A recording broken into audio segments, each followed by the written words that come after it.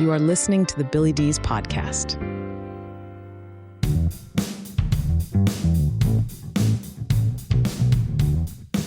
All right. Well, hello, everyone, and welcome to the program. As always, I am absolutely thrilled that you are here. If you've never checked us out before, we are primarily an interview and a commentary-based podcast. Today, we have an interview for you. On the studio line is Chase Russell. Chase, so glad you are here. Welcome to the program.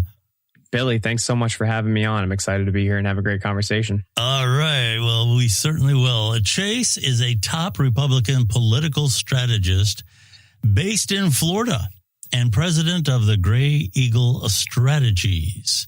As the founder of Right Reach and author of Winning Without Millions, Chase has built a reputation for helping conservative candidates compete and win without relying on big money backing or establishment support. Known for blending grassroots campaign instincts with cutting-edge AI and innovative outreach strategies. Boy, that's a lot of words there. Chase has become one of the most sought-after voices in conservative political consulting. His work spans campaign strategy, political communications, and building the kind of modern infrastructure the right needs to win in today's rapidly evolving political landscape. So let's start with you first. Have you always been from Florida, or are you new there? No, I'm sixth generation from Florida. A lot of people, when they talk to me, they're like, where are you from? I'm like, Florida. They're like, where are you from? I'm like, Florida, because it's hardly ever you meet somebody that's sixth generation from Florida. So I've always lived here, and I predominantly focus here in Florida. I love the state. I want to see it continue down the correct path. And, I always want to be here. I enjoy living here, and I want to see it grow. Sure. Have you always been interested in politics? I've always been interested in politics. I've never had, I never thought I'd be where I'm at now. That's for sure. Mm-hmm. A lot of things in life, you kind of just fall into it and you realize that's kind of your calling. Sure. And so, I got out of the military and came right into politics, and it's been a wild ride so far. I bet. A lot happening down in Florida. For one thing, Byron Donalds. Yeah. Yes. A lot of people very happy about that. A lot of chatter online about it. I think there is a growing number. I don't know if they're growing in numbers, but they're being less silent. And that is what I would call black conservatives, especially online. And he is giving them a lot to talk about in terms of, the stereotype in Florida is a bunch of old Republican white people sitting around complaining about how bad the younger generation is. And, he broke all that. He broke that mold down in Florida. What is the feeling on the ground out there in Florida about that? Now, this is just a nomination, but nonetheless, it's a big nomination. I think what you see is there's a lot of people who want a conservative leader here in the state of Florida. They want a resurgence of the Ron DeSantis. They want to continue down the path that we're going. After COVID, people came to Florida because they saw it as the free state of Florida, and it is. Ron DeSantis has done a fantastic job as far as the budget goes. We have consistently ran a surplus the last 4 years on budget. We're about to get rid of property taxes, which as a homeowner myself, I think is a fantastic thing. Yeah. I think they want to see somebody that can come in, that understands the landscape of politics, that understands how the government works and understands what can and can't be done at the governor level. So it's 50-50. Obviously, with any election, you've got your people that they want the James Fishbacks, they want the Jay Collins. But at the end of the day, you have to put up your best racehorse to go against a Democrat. So if you're a Republican and you don't want to see a Democrat governor to come in and switch all of the issues that Ron DeSantis has fixed, Byron Donalds is your best bet on that one. I mean, he's got $100 million budget. He's got a war chest like nobody's business. He's got the backing of President Trump. He's got the backing of high-level Republicans in the Republican Party of Florida. He's got Congress on his back. I mean, he's got every check box that you could possibly check, and he understands the landscape. I've met Byron Donalds multiple times, more than I can count. The man is he's a man that knows what he's talking about. He's also very down to earth. And I think if people really got off social media and they stayed out of the clout and they stayed out of, these hit pieces that, it's not, the hit pieces aren't working anymore. People don't care about how much they hate somebody else. They want to know, what are you going to do for me? And Byron Donalds gives you the best bet on that one. So here on the ground, I think it's celebratory. I think you've got your best racehorse forward. And it's going to be a good next 4 years with him as governor. Well, that's the plan. I don't know how well a Democrat is going to fare against him in the general election. We'll have to wait and see. Of course, I'm not in Florida, so I can't make that prediction. I'm going to say that it's pretty safe to say Florida is Republican. Is that true? Oh, they've got a 1.5 million voter surplus, registered Republicans to Democrats. So, I mean, odds are pretty good for Byron Donalds. The Democrats have funded a lot of money towards Jolly, who's their delegate, and I don't think he's going to fare well. Now, if it was Jay Collins or James Fishback, then I might be saying something different. But I think Byron Donalds got a really good shot at being the next governor, and with the surplus of voters, with the amount of war chest he's got, I don't think he's going to have a problem in November. Okay. Ohio, for the people listening out there who don't know, I know a lot of people kind of say, well, Ohio's farms and it's nothing against farms, but it's a flyover state. But that's actually not true. We're like the 7th largest economy in the United States. Mm-hmm. Obviously behind California, Florida, New York, a few others, Michigan probably. And we have a lot going on here economically. Energy is really big here. Technology is really big here. Medicine is really big here. Mm-hmm. And of course, we do have agriculture. So it's a very diverse state, both socially and economically. Vivek Ramaswamy is the person who wants to be governor. What's your take on him in Ohio? I love Vivek. I actually know quite a few people that have worked on his race or currently working on his race right now. I think he brings in a level of business expertise that needs to be held at the state level.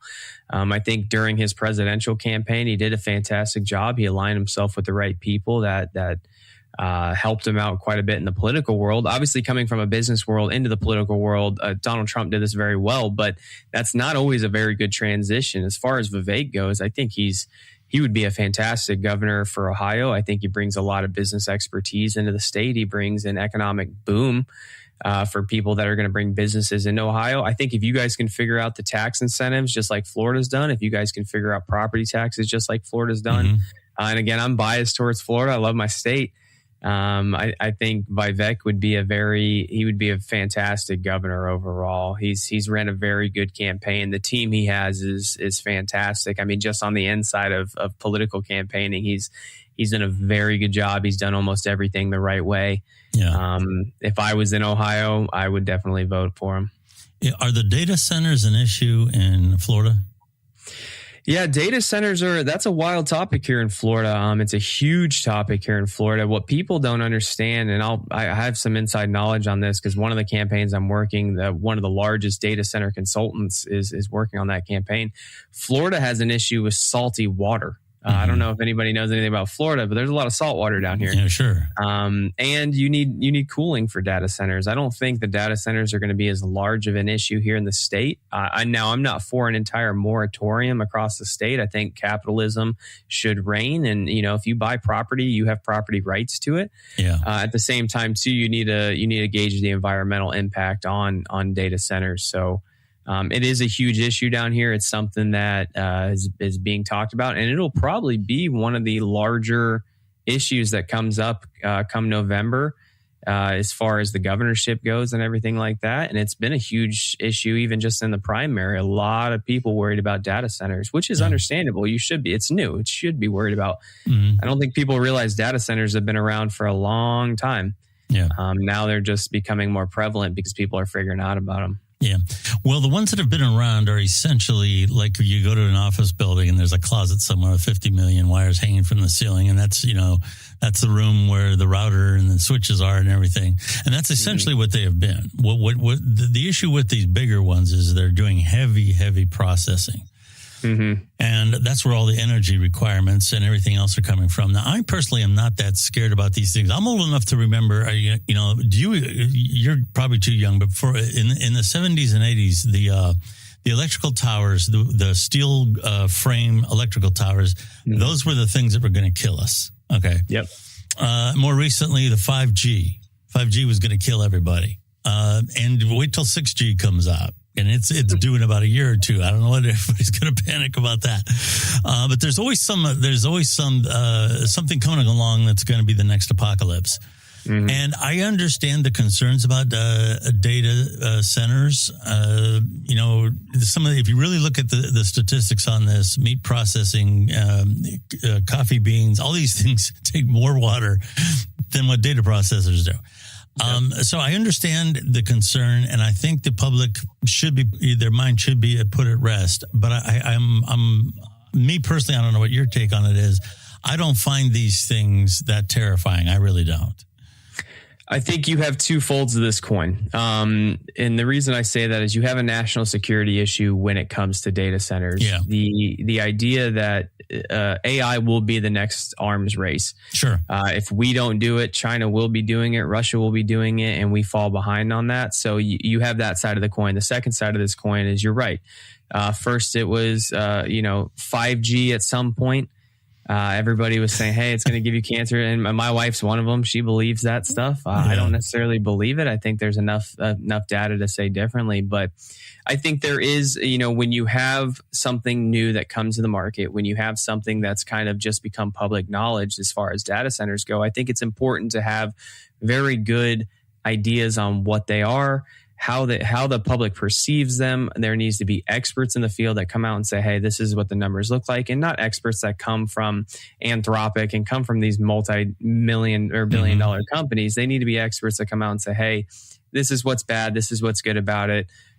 Here's how we're planning to mitigate it. There needs to be some relevant restrictions on it to an extent, but also people need to understand the more restrictions you put on anything, you're slowing down progress, and progress is never going to slow down. Yes. You just need to, it's coming no matter whether you like it or not. And as a conservative, obviously I'm not a big fan of progress, but you got to realize we're at a national security issue with this as well. So there's two sides to every story.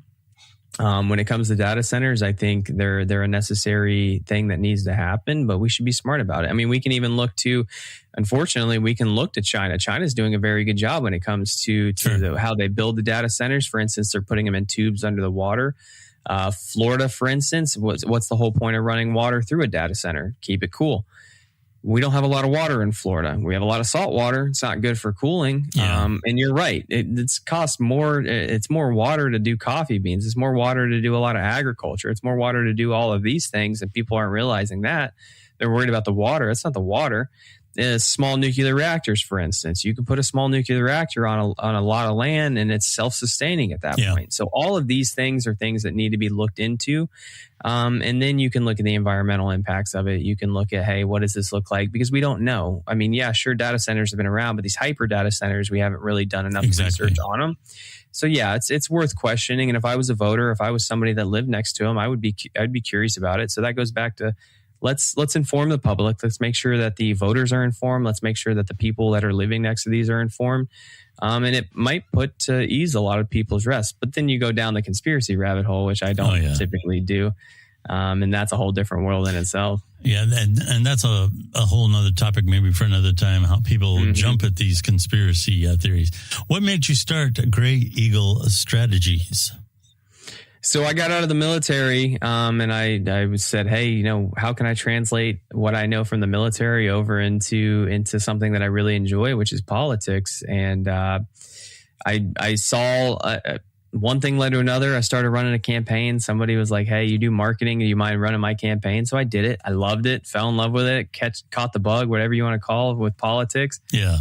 And I was like, okay, let's see what I can do. So people kept contacting me, and they were fantastic people, great character, great integrity, great ideas, really outside the box thinkers. And I was like, man, but you don't have the money. You've never been to a Republican executive committee. You don't know all the people.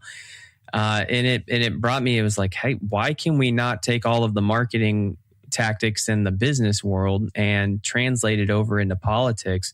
And that's really what got me thinking, how do I get genuine people with genuine character they're at the grocery store with you and I, they're not in DC, they're not going to all the fancy parties, but they have great ideas that could really help people and help their communities. And that's really where Gray Eagle came from, is finding those people and very hyper focusing on giving them the advantage from a business standpoint, making sure that they don't have to spend $2-3 million for a county commission race, and getting good principled people elected. And that's been a passion of mine, and that's what we've done for the past 9 years. What's your biggest hurdle with most candidates these days? It is overcoming that establishment mindset. There are a lot of candidates that come to me and they don't have the establishment. The establishment from even the Republican Party of Florida, even the RNC, even the DNC, all of these organizations, they're very tight knit. They want to keep with their community. They want to keep with their clique. It's like high school at some point. They want to keep with their clique. They want to make sure that their people are getting elected and they can control the narrative. So overcoming that in itself is a very difficult thing. For instance, when you have a Trump endorsement that comes down, everybody thinks that's the win all be all. And that's not necessarily the case. Convincing a candidate that has a great strategy, that has great character, that has the right messaging, that they can actually win and not be beholden to all of these special interest groups, that's easily the most difficult thing you could possibly do. Yeah. I would say that's probably true across the board. The climate that we're in right now, I don't know. Here again, I'm obviously older than you. And I remember back, when I was young and becoming a young adult during the 1980s, Ronald Reagan and Tip O'Neill. Those were the two leading forces. And they disagreed on a lot of stuff, but they both lived in the same universe. They both played by the same rules of physics. Yeah, and even I'd go as far as to say Bill Clinton and Newt Gingrich. Here again, opposing individuals, but somehow or other they managed to get some things done. For better or for worse, some people would argue, but they got things done. And here again, they both played by the same rules of physics. Now we are in opposite realities. You cannot convince certain people of anything. And it's not even just a matter of using logic or overwhelming proof. They're in this bubble. And, this saying that drives me crazy is my truth. Yeah. I understand what it means in theory, your experience, but it's grown to mean something else. It's what I want to be true. I can't imagine that is easy to sort through, because you have to get votes. And in that environment, you have to tell people what they want to hear to get the votes. But a lot of times, I would imagine the candidate's in a bad position, because telling the labored truth and the detailed truth and the nuanced truth is probably not going to win you a lot of votes. Am I right or am I wrong about that? No, I think, telling the truth can be hard. I always tell my candidates, stick to the truth, whether it gets you votes or not, stick to the truth. Because at the end of the day, people are going to look back and go, at least he was honest with me. And they might adamantly disagree with you on the topic, but at least he was honest. And a lot of, when I wrote Winning Without Millions, I wrote on an entire chapter on the trust factor. And what's happened in society, and this is a marketing principle actually from the business world, is people don't trust. I think it was in the 60s, they ran a survey and it was 86% of people trusted the government. Now 12% of people do. So you've deteriorated that like nobody's business. So just that trust factor. And again, you have to be honest. Just like with your wife, if you do something and it's dumb, you got to be honest about it and say, hey, this is what it is. You love her enough to be honest with her. So, candidates got to do the same, and it sucks. It hurts. If you mess up, if you get caught, yelling at a supporter or something like that, you got to at least be honest about it. Yeah. So, yeah. I would say this, over the years, here again, starting with, I graduated high school in the early 80s. Through the years, the Republicans, I call it the crazy meter. Okay. They've had a few times when the needle's gone into red a couple times. I'm not sure the evangelical thing was a good thing for them back then. I think in the long run, it produced some ill will. I was no fan of the Tea Party. I wasn't big on the Tea Party at all. But now we're in a situation, I'm not picking on the Democrats, I'm just being totally objective here. We have a situation now where that needle, that crazy meter, is buried in the red. I mean, it is absolutely buried in the red. The socialistic movements, people talking about socialism to the point where they want to get rid of certain branches of the government here in the United States. They want to alter the Constitution. They want to stack the Supreme Court. They want to get rid of the police. They want to get rid of prisons. And it used to be that people on the fringes talked like that. But now I think there's a major fracture developing in the Democratic Party that could work out very well for Republicans, my opinion here, if they stay out of social issues. Yeah, I'll let you analyze this, but I think Republicans at this point need to shut up about abortion. Okay. Things have gone your way the last couple of years. Let it alone. Okay. There's nothing that if those women that are out there young, they lean left. And when they hear an old dude, like me, okay, and they perceive this old dude talking about abortion, and then the first thing that goes off in their minds is, what is this guy talking about? He hasn't gotten it up in 20 years, and here he is telling me how to live my life and what to do with my body. It's an instant turnoff. And at this point, I would concentrate on strong defense, small government, all the things that Republicans do well, and let the Democratic Party tear itself apart. What is your analysis of that? I would agree with you. I would differ on a few points, but I would agree with you in the sense of staying away from social issues from a strategy standpoint would be a smart thing to do. You have the DSA, you have the Mondamis of the world, you have the AOCs of the world they're completely off the radar. Yes, they are.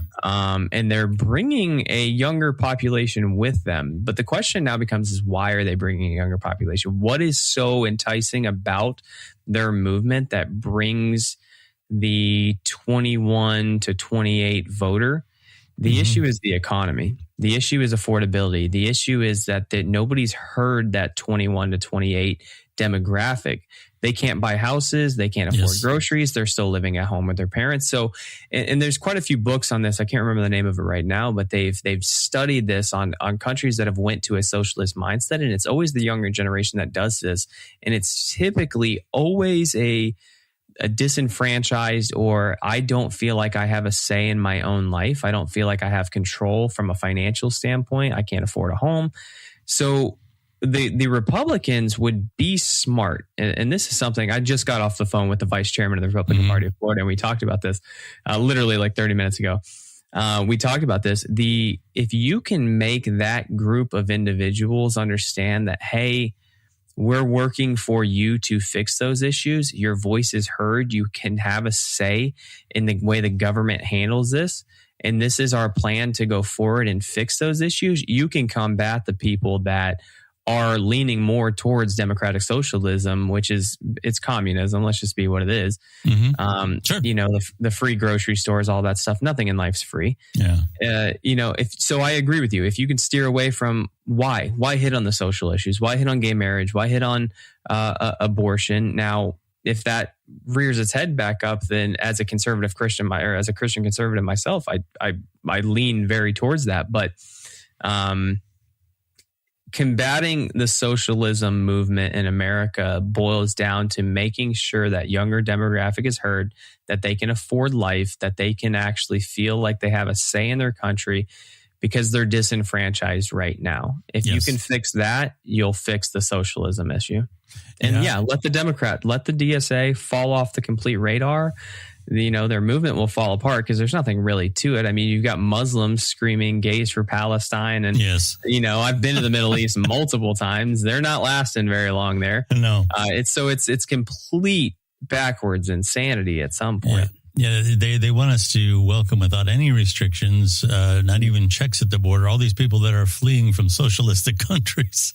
And then they want to make the United States a socialistic country.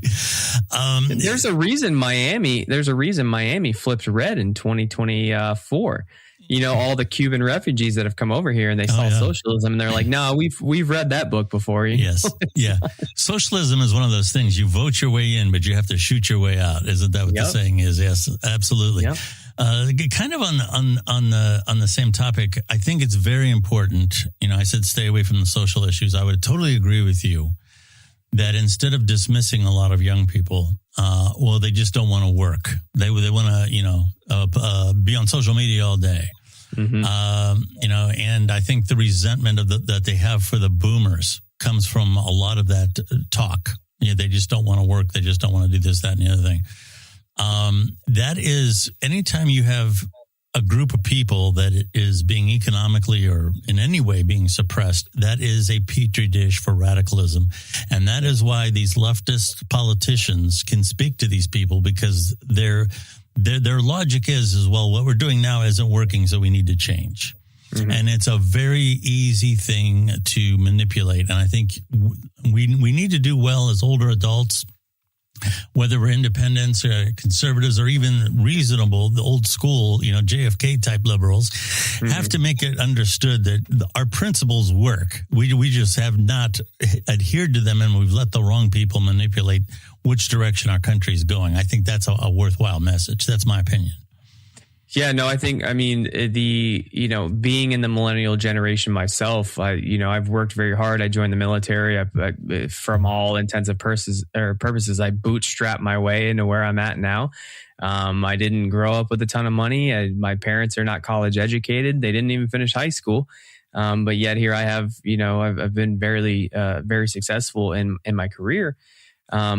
The generation, even the Gen Z generation, it's not that they don't want to work, I think it's the fact that they've just grown up with 9/11. They've grown up with an economic collapse. They don't see any purpose in it, and they're not willing to put any effort into something they don't see a purpose in. And the deterioration of trust into institutions, even from church, from the government, all of those things, they just don't trust anymore. Yeah. So they're like, why put effort into it? I think if we can go back and come together, even from a JFK liberal standpoint and Democrat, I would even say as far to the Bill Clinton side of things, he was reasonable. That real reasonable Democrat where it's like, hey, we want clean air and, that kind of stuff. Not, hey, men in women's bathrooms. That's just, men can get pregnant. That kind of stuff. That goes wild. Yeah. If you can fix the detriment of the social impact as far as where these kids feel, and I say kids, they're not kids anymore, right, where they feel just disenfranchised, you will fix a lot of the symptoms of that, which is, why are they saying men can go into women's bathrooms? Why are they believing all of these complete solid lies? And then they always want to use Finland does it. Well, the Scandinavian countries do it, and socialism works. And it's that they don't even understand how socialism in that country works. They're in decline in itself. I would hate to see America turn into like a UK situation where they've believed that lie long enough to now it's just completely gone. Yes. Free speech is largely misunderstood without giving everybody a lesson on it. Basically what it has to do, I think the misconception people have is you can walk out into the public and say anything you want with impunity. And that's not really what free speech is. What free speech really is the government not liking what you are doing and shutting you up. Now, in my opinion, with what happened here with Nick Shirley in California, okay, you have somebody who's going around exposing fraud. And the argument is as well, he's not a real journalist. Well, journalists don't have any authority. They're not like, the secret police. They don't have this authority. They're just citizens who work for a media company that makes money off of selling news. That's all they are. Okay. Mm-hmm. Yeah. So when somebody like Nick Shirley goes into an area and says, hey, what are you guys doing here? And they don't have an answer. There's a little motel room that has a little office sign on it. And it's processing $10 million worth of business. What's going on in there? And now the Democrats, it hasn't been signed yet, in California, although it probably will be. But that's shutting the First Amendment was about the free press so that they could keep the government in check. That was the point of it. What's your opinion about it? I think that's an outrage. And I'm not necessarily the biggest Nick Shirley fan, but the idea that you can't investigate something happening in your community, that it's illegal to do that now in California anyway, if this passes, which it has to be signed. What's your opinion about that? I think Nick Shirley and himself, I want to ask, why is it controversial to find fraud? Whether liberal, Democrat, Democrat, socialist, Republican, conservative. I don't care if you're purple, green, blue. Why would you ever be against finding fraud? It is your tax dollars. Unless you're not paying taxes, then that's a completely separate issue. But it's your tax dollars that are going to fund these things. I want every able body trying to find fraud in the government. It's your money. It's your property taxes. Why would you not want to find that? So that's the real question here is why.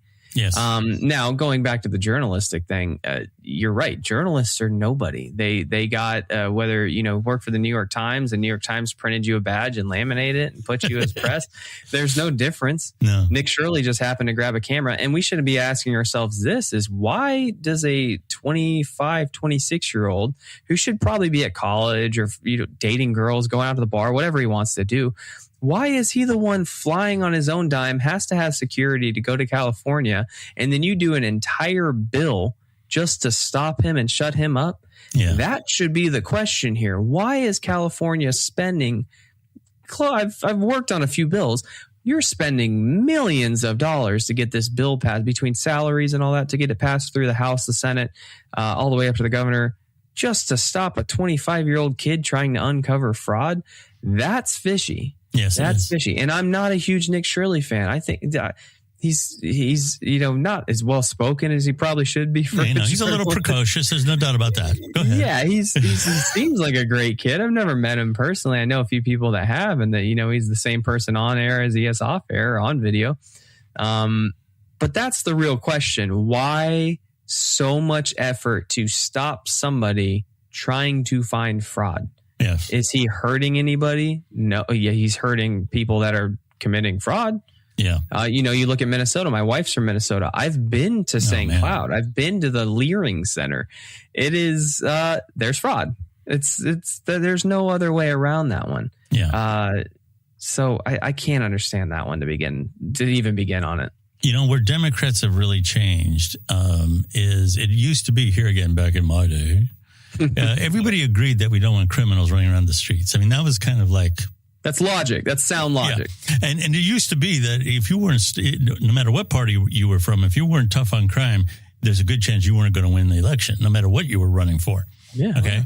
Now, all of a sudden, it seems as though the left and the more radical elements of Democratic politicians have become crime friendly. And I know that sounds like a silly statement, but you have prosecutors now that pick and choose. And I think that's one of the big flaws in the American judicial system. It's not the juries, which are bad, but it's the discretion that district attorneys have to take certain cases and refuse others, in my opinion. I think they have it's totally up to them. And you have them looking away at very violent individuals. They make excuses for them. There's the idea that the police are the enemy. We don't need prisons. We need to understand the situation somebody's coming from. And of course, none of this speaks to the victim of these crimes. None of this. You get a whole list of rights read to you when you get arrested as a suspect. You don't have none as a victim. The person laying on the street that got bopped by this guy while he's getting rid of his rights, he gets nothing. Nothing. No free health care, no nothing. Okay. And I'm going to take it to the level of now where Democrats are actually picking people to extol that are, for the most part, criminals. And the most latest one is this Lindsay Clancy. Mm-hmm. Now, I want to be very clear here. Postpartum depression is a thing. No question about it. All right. And I think that anybody in their right who's truly objective knows that we have to take better care of mental health in our society. Yeah. And postpartum depression can be a very serious issue. I don't think anyone is disputing that. What's different now is you have two levels of rhetoric in regard to this situation. And for the audience, this is the woman that strangled her 3 children. Okay. There's these two movements. The first one is a huge empathetic movement of all these women coming forward. There was a big demonstration today about how we have to understand what she went through because she went through this postpartum depression and she didn't have the help available that she needed. Then there's even a more radical thing that wants to blame the husband. There's got to be some man had to put her up to this in some way. And here again, it's not the fringes. I've been around alpha males my whole life. Okay. And some of them never said a politically correct thing in their life. But I have never, even in my most private moments, did I ever have one when a man killed his children. Did any of them ever feel the need to defend that person? And I think this is I don't know what to make of this. I find it disturbing that not all feminists are bad. I empathize with a lot of women's rights issues. Okay, I want to be very clear here. But the radical feminists, just like the radicals in the trans movement, made that movement very ugly. Back in the 80s, back in the 90s, back in my day, the radical elements of the gay movement, most of them did not want all those radical things. Okay. Mm-hmm. It's the radicals that give these movements a bad voice. There's a lot of feminists out there that really and truly believe that the husband had something to do with this. He either put her up to it or he did it and he's making her take the blame. And I here again, this idea that we need to defend violent people in particular is something new, especially the last 5 years. I think it's gone off the rails. Your opinion about that? It's got to be working into your favor as a political strategist for Republicans. Republicans typically don't do that. It boils down to, you said it before, it boils down to, before it used to be everybody was against crime. If you came out as a politician, hey, I stand with the police, I stand with firefighters, like I stand with all this, because crime affects everybody. Nobody's held a gun to somebody and go, hey, let me see your voter card. Like, that's never happened. Yes. Crime was a universal thing that needed to be stopped. What's happened is that idea, it's a victimhood mindset that's been hijacked, and the Democratic Party is using this. The radical Democrat Party is using this to say, hey, well, they're the victim. Well, there's a dead white girl on a subway, and now it's a black man's, he just walked up and stabbed her. I can't remember the name of the girl. Oh, yeah, I remember the incident. Yeah, sure. Just walked she's up suing, and stabbed by the way. her. Yeah, she's suing. Yeah, she's suing the city operation of that train. Go ahead. So, they just literally, it's insanity that we can just make the person that committed this crime, blatantly committed the crime. Absolutely. A victim. Now, I agree with you 100%. I think we need to look into mental health in the United States. I think there's a very lack of that. But at the same time, people's actions need to be held accountable. And that's what we've moved away from this. Probably over the past 20 something years, we've moved away with this. I mean, for instance, school shooters and this, that, and the other, that never happened. Before Columbine, that never happened. Kids, even me growing up, I'm not that old, but even me growing up in Eastern Tennessee for a little while, kids drove to school with shotguns in their truck. It was a normal thing.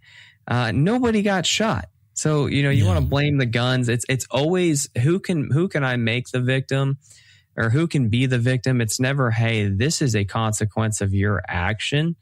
And that's what America as a whole has gone to this level of, it's suicidal empathy. I just want, that person's downtrodden. They didn't have all the perks in life. They weren't raised this way.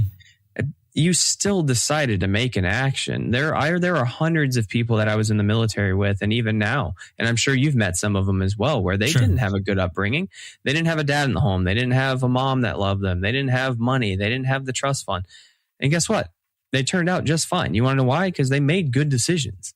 They said, hey, I don't want to live like that. Now, if you make bad decisions, that makes you a bad person and you pay the consequences for it. If you rob a convenience store and you go to jail, that's not change your life. Yes. I don't have, I guess I'm very cynical when it comes to this. I don't have pity for people that make bad decisions and then want to play victim. Now, again, going to the judicial system of this, I 100% agree with you. I don't think that judges should be able to sit here and make these all-encompassing. But this goes back to who you vote for as judge. When you're looking down ballot on your vote, you need to research who that judge is, because not many people ever do. Now, me as a political guy, I do, because I'm probably running a few of their campaigns. But most people just go, "Oh yeah, judge." Da, da, da, da, da.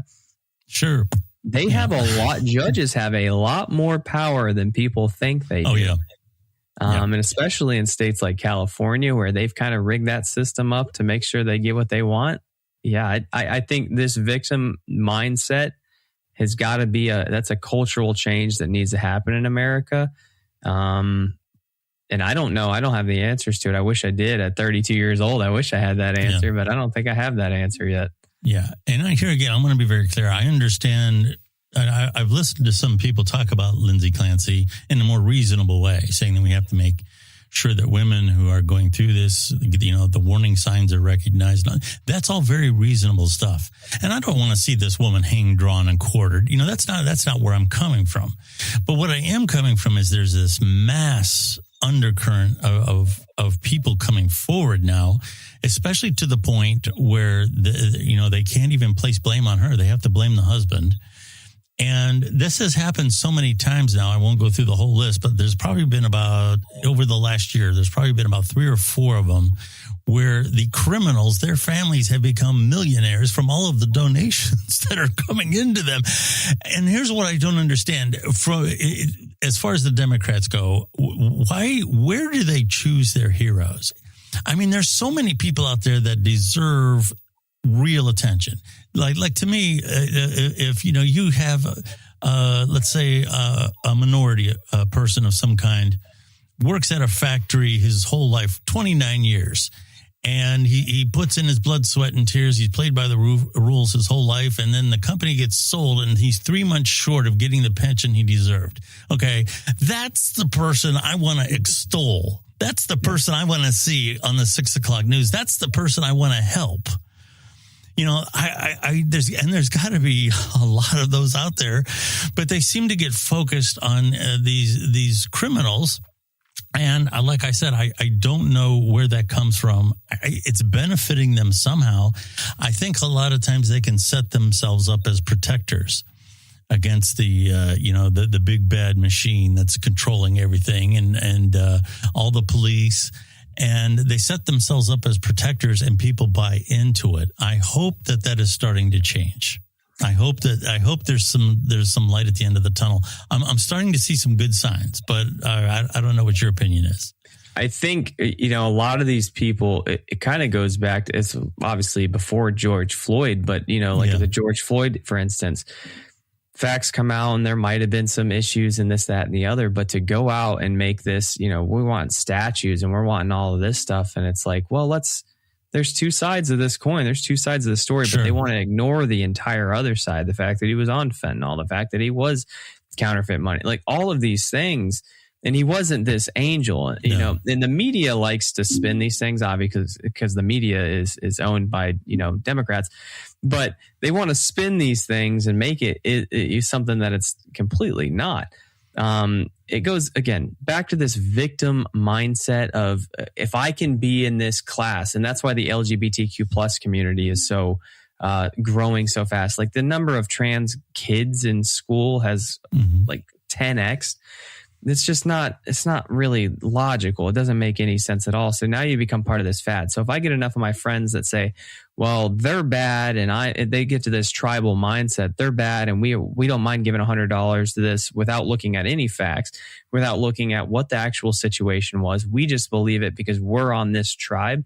If we can get past that in America, we'd be a lot better off as a whole in the country, even on the right side. And I'm not hitting on just the radical left. The right does this too. Sure. We can allow the most insane rhetoric to be spewed out of the right that makes no sense. What's like the QAnon was one of them. I'm not a QAnon fan.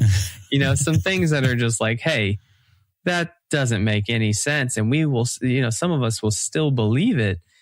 We can't do that. We can't get so tribal, left versus right. We can't do it. We've got to actually look at the facts. We've got to look at people as humans. Mm-hmm. We have to understand that just like this, there are mental health issues that need to be addressed. That's a logical thing to say. And let's get back to common sense. All it takes is just getting back to common sense for a little bit, and America is going to be much better off. I mean, that's my opinion across the board on most things. Get back to common sense, and it'll fix a lot of the issues. Absolutely, I'm right with you there. And common sense, as they say, isn't so common anymore. Common. I'll ask you one parting shot. Given all we've talked about some, and we've glazed over a lot of topics that are very complex, but. There's some tough things happening out there, and it's really hard to make sense to the average voter who's getting bombarded with all kinds of craziness. The news and everything is just absolutely insane. What advice would you give a prospective candidate or current candidate who wants to run for office? You're going to have hit pieces. This election cycle just in 2026 has shown us that AI has been the perfect example of what happens when you give a lot of irresponsible people a lot of power. Mm-hmm. Anybody can go on AI and make anything they want. So be very cautious about what you believe. If it doesn't make any sense, it probably doesn't make any sense. Not everything's a conspiracy. That's to the voter. If you're a candidate, stick to your guns. If you know it's not true, you don't need to comment back to it. You don't need to sit here and play. I'll take one out of the Byron Donalds playbook. James Fishback came after him every single day, and his only response was, I don't respond to foolishness. That's the test of a true leader. That's the test of somebody that has some character, and that's the test of somebody that knows whatever is being said about him, it's not true. Yeah. So stick to your guns, stick to your character, hold your integrity, and run your race. And if at the end of the day, the voters are dumb enough to believe something that is completely off the wall, not true, that you didn't do, hey, honestly, at that point, it's in God's hands. So, take it for what it is. Well, that's kind of what the founding fathers worried about. They kind of worried about what happens when we get to the point where 50 million monkeys can't be wrong. Okay. Yeah. And I've always had a lot of confidence in, I guess, what you could call the collective wisdom of the country. We had some paranoia during World War II with the Japanese and Germans too. American Germans were not treated well. But we got through that. We got through some of the, here again, when I was young, Reagan was going to start World War III with the Soviet Union, the then Soviet Union. But nothing happened. The public generally had a pretty good awareness, and they didn't panic over these things and all the high talk. But now I'm not so sure. I hate to say that. I don't have the confidence in the general public that I once did. And that's a very sad thing to say, because we got some brilliant people in this country. We got some brilliant young people in this country. And I meet a lot of them. I do a lot of work in the community, and I run across them. They're just absolutely angels. They're selfless people who really want to help other individuals. But I collectively, when you look around the country, what people are saying and what they are thinking, I'm not sure they're as grounded as what they were even 25 years ago. I think it's a scary time for the country because of that. I don't think it's the leaders. I honestly don't have a lot of confidence in the general wisdom that we once had. I know that's a terrible thing to say, but I don't. I run into them all the time. They're impossible to deal with. Those people vote. I run into a lot of young people that go, man, why are you in politics? That is such a dirty game. That's such a terrible, it's a crazy industry to be in. How do you deal with all that? And I always tell them the same thing. If I'm not going to do it, somebody else is going to. And I know my character and I know my integrity, and I'm going to always do the right thing. I'm going to try to always do the right thing as much as I possibly can. I think with Charlie Kirk is a good example of this. The voice of somebody that not perfect, right? Charlie's not perfect. He wasn't perfect. Sure. But he capitalized on a group of people that lost trust, a group of young people that lost trust. And he sat in the public square and debated. If you look back 100 years ago, if you look back 200 years ago, go back to the founding fathers.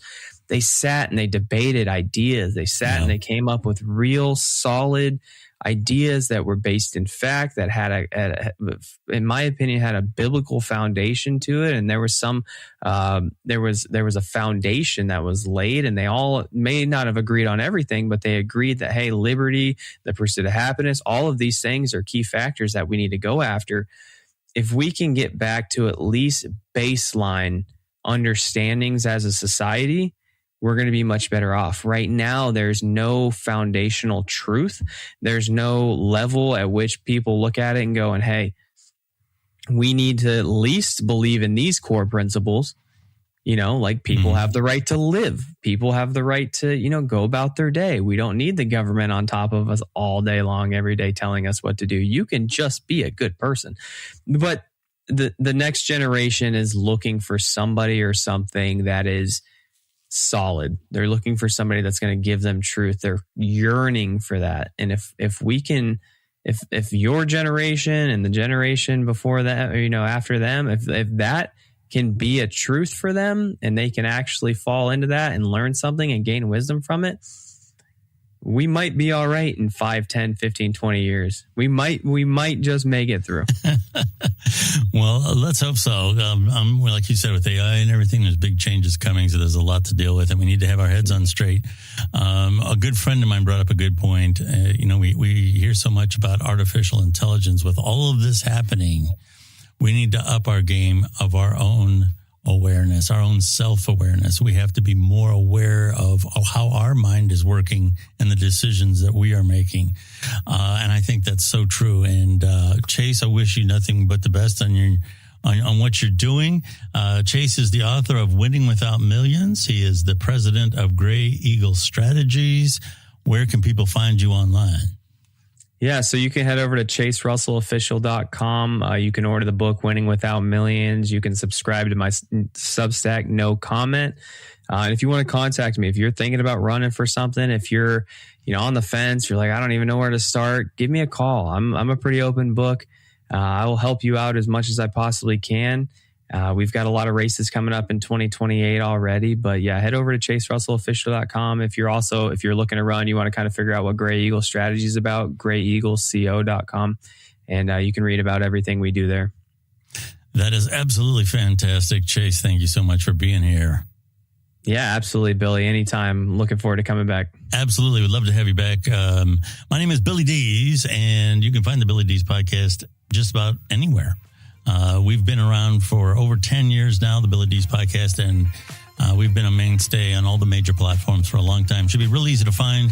We're on most social media, but I would have to say kind of like my social media home is the old Twitter, which is now X, at Billy Dees. I think the trending and real-time aspect of X is kind of hard to beat for podcasting, so that's kind of where I spend most of my time, but you can find us just about anywhere. Thank you so much for listening to the program today, and we will talk to you again very, very soon.